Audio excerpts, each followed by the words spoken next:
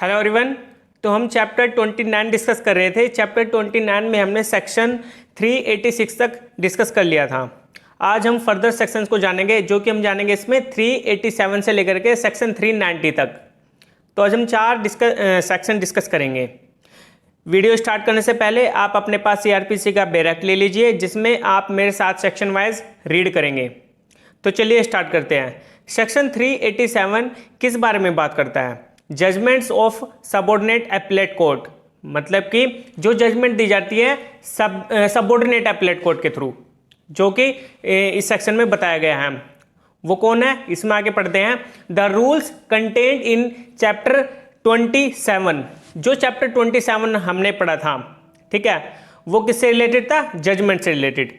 As to the judgment of a criminal court of original jurisdiction shall apply. जो भी criminal court है जिसकी original जुडिशन बनती है, वहां पर ये चैप्टर 27 अप्लाई होता है। As far as may be practicable, मतलब कि प्रैक्टिकेबल वे में।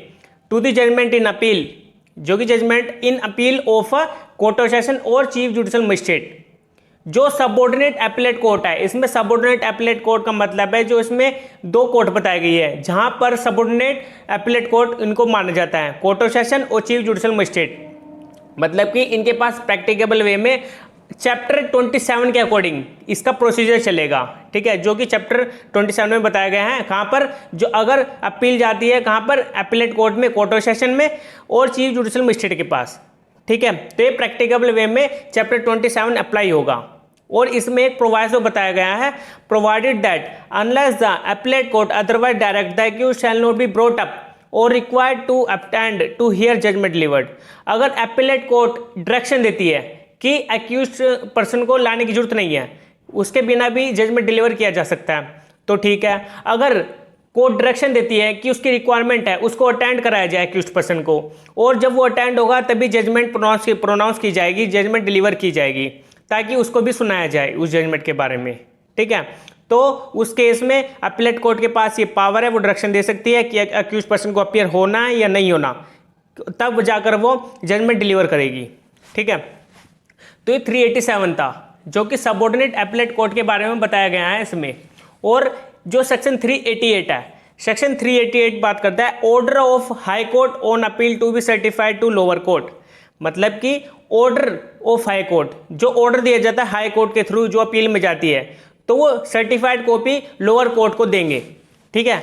जहां जिस कोर्ट के पास ट्रायल कोर्ट थी, जहां पर वो केस चल रहा था, और उस ऑर्डर और जजमेंट के गए जहां पर अपील गई थी, कहां पर? हाई कोर्ट में। तो हाई कोर्ट जब वो ऑर्डर और जजमेंट देती है, तो वो उसकी सर्टिफाइड कॉपी लोअर कोर्ट को भी देगी, ठीक है। When a case is decided on appeal by the high court under this chapter, अगर डिसाइड किया जाता है इन अपील में by the high court इस चैप्टर के according, it shall certify its judgment or order to the court by which the finding, तो वो judgement और ऑर्डर की कॉपी, सर्टिफाइड कॉपी उस कोर्ट को देगी जहां पर वो केस अपील में था, जो सबऑर्डिनेट कोर्ट थी उसके, ठीक है। Sentence or order appealed against was recorded or passed and if such court is that of judicial magistrate other than the chief judicial magistrate, तो वो इसमें बताया गया कि अगर जुडिशियल मजिस्ट्रेट से कहां पर गई अपील में, हाई कोर्ट में, तो वो जो सर्टिफाइड कॉपी है वो किसको देंगे? चीफ जुडिशियल मजिस्ट्रेट को। चीफ जुडिशियल मजिस्ट्रेट किसको फॉरवर्ड करेगा? फिर उस कोर्ट में जहां पर वो ट्रायल चल रहा था, जिस कोर्ट में चल रहा था, ठीक है, जिस भी जुडिशियल मजिस्ट्रेट के पास चल रहा था। और आगे बताया है द हाई कोर्ट जजमेंट और order shall be send through the chief judicial magistrate. तो जैसे कि मैंने भी आपको बताया है, वो सेंड करेगा through the chief judicial magistrate. वो चीफ जुडिशियल मजिस्ट्रेट को जजमेंट और जो ऑर्डर दिया गया है bye the high court in appeal में, तो वो चीफ जुडिशियल मजिस्ट्रेट को फॉरवर्ड कर देगा। उसके बाद वो आगे उसको करेगा जहाँ जिस कोर्ट में वो ट्रायल चल रहा था। And if such court is that of an executive magistrate, अगर वो कोर्ट एग्जीक्यूटिव मजिस्ट्रेट है, ठीक है, जिस कोर्ट से अपील में गया है हाई कोर्ट में, तो हाई कोर्ट क्या करेगी? हाई कोर्ट जजमेंट और order shall be send through the district magistrate. तो जो जजमेंट और ऑर्डर है, जो सर्टिफाइड कॉपी है, वो सेंड किसको करेगी? डिस्ट्रिक्ट मजिस्ट्रेट को। और डिस्ट्रिक्ट मजिस्ट्रेट किसको फॉरवर्ड करेगा? फिर एग्जीक्यूटिव मजिस्ट्रेट को, ठीक है।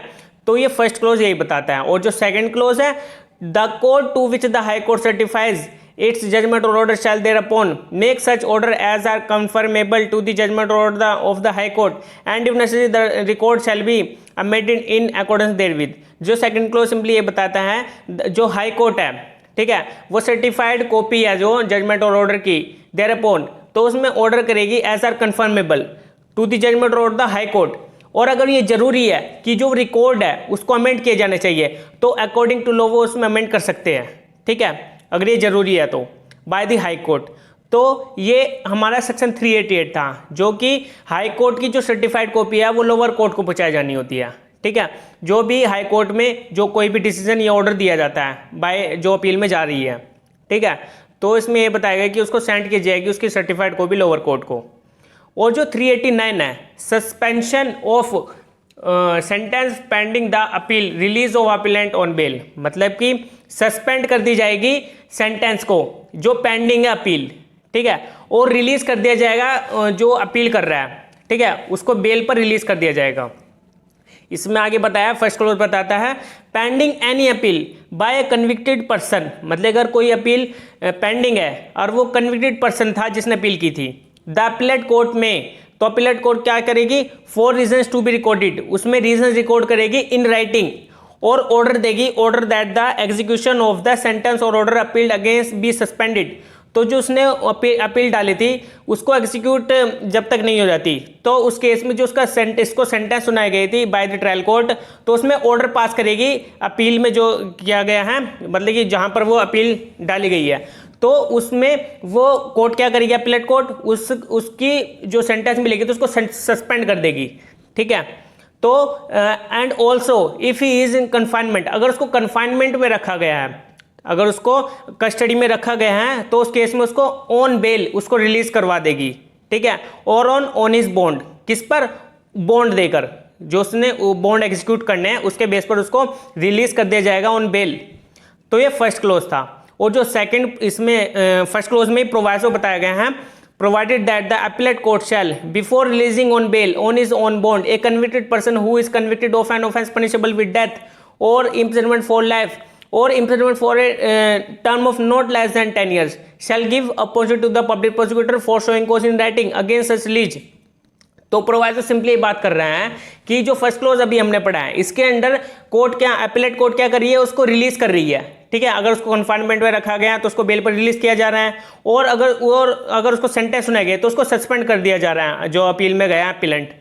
तो उस केस में प्रोवाइजो में ये बताया गया है कि अगर उसको पनिशमेंट दी गई है, convicted of an offence punishable with death, उसको डेथ की पनिशमेंट दी गई है, या फिर उसको इम्प्रिजनमेंट फॉर लाइफ दिया गया है, या फिर उसको 10 साल से कम की सजा नहीं है, उससे ऊपर की है, तो उस केस में अपॉर्चुनिटी दी जाएगी पब्लिक प्रोसिक्यूटर को कि वो शो कॉज करे कि उसको रिलीज क्यों ना किया जाए, ठीक है। तो पब्लिक प्रोसिक्यूटर को अपॉर्चुनिटी दी जाएगी कि वो इन राइटिंग कि वो कहे कि उसको रिलीज क्यों ना किया जाए, तो वो अपने ग्राउंड्स बताएगा उसमें। और इसमें प्रोवाइडेड फर्दर, आगे सेकंड प्रोवाइजो बताता है, इसको फर्दर आगे बढ़ा रहा है प्रोवाइजो को, that he in cases where a convicted person is release on bail it shall be open to the public prosecutor to file an application for the application of the bail. तो इसमें proviso उसको आगे बताता है कि अगर जिस person को कन्विक्ट किया गया है उसको रिलीज किया जा रहा है on bail, it shall be open to the public prosecutor, तो जो पब्लिक प्रोसिक्यूटर है वो फाइल करेगा application for the cancellation of the bail. अगर उसको बेल पर रिलीज किया जा रहा है कन्विक्टेड पर्सन को, तो पब्लिक प्रोसिक्यूटर एप्लीकेशन फाइल करेगा और उसमें बताएगा कि उसकी बेल को कैंसिल किया जाना चाहिए, ठीक है। अगर पब्लिक प्रोसिक्यूटर को की ये ओपिनियन है तो वो कैंसिल करवा सकता है cancellation of the bail application देकर। और इसमें जो सेकंड क्लोज है, the power conferred by this section on a appellate court may be exercise also by the high court in the case of an appeal by convicted person to a court subordinate thereto. जो इसमें power confer की गई है by this section appellate court को, वो exercise कर सकते हैं also by the high court in the case of appeal by the, अगर वो अपील में जा रहे हैं by convicted person to a court subordinate thereto, तो उस केस में हाई कोर्ट एक्सरसाइज कर सकती है, उस केस में अंडर दिस जो ये सेक्शन पढ़ रहे हैं उसमें पावर कन्फर कर सकती है किसको, सबऑर्डिनेट कोर्ट को, कि वो उसको बेल पर रिलीज कर दे, ठीक है। और जो थर्ड क्लोज है, where the convicted person satisfies, जो कन्विक्टेड पर्सन है वो सेटिस्फाइड है the court by which he is convicted that he intends to present an appeal the court shall. तो जो पर्सन है, कन्विक्टेड पर्सन, अगर वो सेटिस्फाइड है कि कोर्ट जो वो कन्विक्ट किया गया है that intends to present an appeal, तो वो प्रेजेंट करेगा अपील को। The court shall where such person being on bail is sentenced to imprisonment for a term not exceeding 3 years। अगर उसको 3 साल से ऊपर की सजा नहीं दी गई है, कम की दी गई है, तो उस केस में वो बेल लेगा। ठीक है, where such person being on bail, where the offence of which such person has been convicted is a bailable one and he is on bail. अगर वो जो कन्विक्टेड पर्सन था, अगर वो बेलेबल ऑफेंस में था, ठीक है, वो बेलेबल था, ही इज ऑन बेल, अगर वो बेल पर है, तो आगे बताया गया कि order that the convicted person be release on bail. तो उस केस में जो अपीलेट कोर्ट है उसको जो कन्विक्टेड पर्सन था उसको रिलीज कर देगी ऑन बेल, अगर वो बेलेबल था, अगर वो 3 साल से कम क्या था जो उसने ऑफेंस कमिट किया था। Unless there are special reason for refusing bail, अगर वो रिफ्यूज करती है बेल को कोर्ट, तो उस केस में वो स्पेशल रीजन देगी कि उसको रिफ्यूज क्यों किया जा रहा है। For such period bill will afford sufficient time to present the appeal and obtain the orders of the appellate court under subsection 1। तो उस केस में उसको टाइम पीरियड दिया जाएगा, सफिशिएंट टाइम दिया जाएगा टू प्रेजेंट अपील, कि वो अपील प्रेजेंट कर सके एंड ऑब्टेन कर सके orders of the appellate court, जो भी अपीलेट कोर्ट देती है अंडर सबसेक्शन 1 के अकॉर्डिंग। ठीक है, and the sentence of imprisonment, जो उसको सेंटेंस दी गई इम्प्रिजनमेंट की, as long as is so release on bail, तो उस केस में उसको रिलीज किया जाएगा on bail, be deem to be suspended, तो उसको सस्पेंड समझा जाएगा अगर उसने अपील कर दिया तो जो वो उसने अपील की थी किस केस में, जो उसको सेंटेंस सुनाई जाती थी इम्प्रिजनमेंट, तो उस केस में उसको सस्पेंड कर दिया जाएगा और उसको रिलीज कर दिया जाएगा ऑन बेल। ठीक है, तो ये 3rd क्लोज बताता है। और जो 4th क्लोज है, when the appellant is ultimately sentenced to imprisonment for a term और टू इम्प्रिजनमेंट फॉर लाइफ, इसमें कहा गया कि जो अपीलेंट है वो अल्टीमेटली सेंटेंस जो उसको सुनाई गई to imprisonment for a term, कुछ समय के लिए उसको जैसे 2 या 3 साल के लिए उसको इम्प्रिजनमेंट दी गई है, या फिर उसको इम्प्रिजनमेंट फॉर लाइफ दिया गया है। The time during which he is so released shall be excluded in computing the term for which he is so sentenced. जो 4th क्लोज है सिंपली यही बात करता है कि अगर वो अपील डालता है और उसको किस केस में डालता है, क्योंकि उसको सेंटेंस सुनाई गई है कुछ टाइम पीरियड के लिए, कुछ इम्प्रिजनमेंट फॉर ए टर्म या फिर इम्प्रिजनमेंट फॉर ए लाइफ, तो उस केस में वो अपील जो डाल रहे हैं उसको रिलीज कर दिया जाएगा। और जो वो उसको सेंटेंस सुनाई गई थी 2 या 3 साल के लिए, अगर उसको 2 साल की सजा सुनाई गई है, तो उस केस में जो वो अपील डाल रहा है, अगर वो उसका अपील का प्रोसीजर 1 साल तक चला है, तो उस केस में उसको एक्सक्लूड नहीं किया जाएगा उसकी पनिशमेंट से। ठीक है, computing the term for which he is so sentenced, तो उसमें से वो अलग होगा वो टाइम पीरियड जो उसका अपील का प्रोसीजर चलेगा। ठीक है, तो जब तक वो बेल पर रहेगा उसका मतलब ये नहीं कि जो उसका टाइम पीरियड एक्सक्लूड कर दिया जाए उसकी सेंटेंस से जो उसको इम्प्रिजनमेंट दी गई है, ठीक है, बाय द ट्रायल कोर्ट। तो ये हमारा सेक्शन 389 था जो कि रिलीज किया जा रहा है अपीलेंट को ऑन बेल। तो ये इसमें प्रोसीजर बताता है, और उसकी जो अगर वो अपील डालते हैं तो उसकी जो अपील डालता है उसको सेंटेंस को सस्पेंड कर दिया जाएगा कुछ टाइम पीरियड के लिए अगर अपीलेट कोर्ट को लगता है। ठीक है, अब हम चलते हैं 390 सेक्शन में। 390 सेक्शन बात करता है अरेस्ट ऑफ पर्सन, मतलब कि जो अरेस्ट है, arrest of accused in appeal from acquittal when an appeal is presented under section 378। अगर अपील प्रेजेंट की जा रही है अंडर सेक्शन 378 के अकॉर्डिंग, द हाई कोर्ट में इश्यू है वारंट, तो हाई कोर्ट क्या करेगा, वारंट इशू करेगा और डायरेक्ट करेगा अक्यूज को कि वो उसको अरेस्ट किया जाए एंड ब्रॉड बिफोर इट और एनी सबऑर्डिनेट कोर्ट, उसको लाया जाए बिफोर सबऑर्डिनेट कोर्ट के सामने। ठीक है, and the court before which is broad may commit him to person pending the disposal of the appeal और एडमिट हिम टू बेल।